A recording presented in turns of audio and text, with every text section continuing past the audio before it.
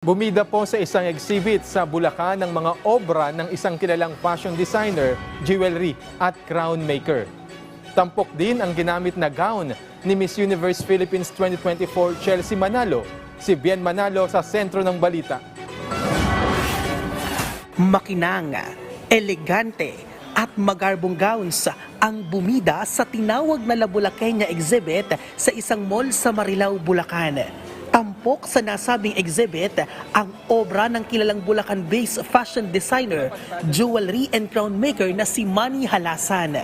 Tampok sa exhibit ang mga gown na isinuot ni Miss Universe Philippines 2024 Chelsea Manalo.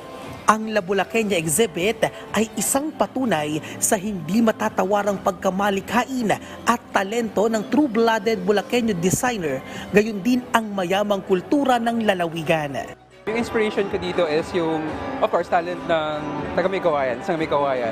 And we all know naman na May Kawayan is kilala sa paggawa ng jewelry. And kaya kung makikita nyo sa mga creations ko, puro siya bato, puro siya jewelry.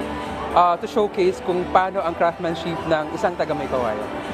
Highlight ng exhibit ang white gown na isinuot ni Chelsea Manalo sa coronation night ng Miss Universe Philippines 2024.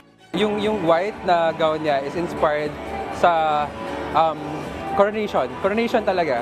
Ang sinabi ko kay Chelsea nung ginagawa namin yung gown is, pag nakita ka ng tao, ang gusto kong maisip ng mga tao or makita sa'yo is corona na lang yung kulang, kukoronahan ka na lang.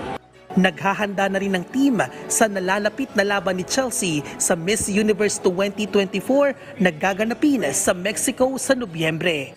Medyo nag-relax muna kami for a month, pero by next month, mag-ready na kami. Pero unti-unti, of course, pinag-uusapan na namin anong inspiration yung pwede namin gamitin for Mexico, also the national costume and for the long gown. For Chelsea, good luck at kaya natin to ilaban natin ang Pilipinas sa Mexico.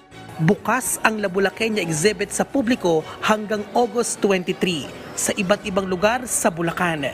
Bien Manalo para sa Pambansang TV sa Bagong Pilipinas.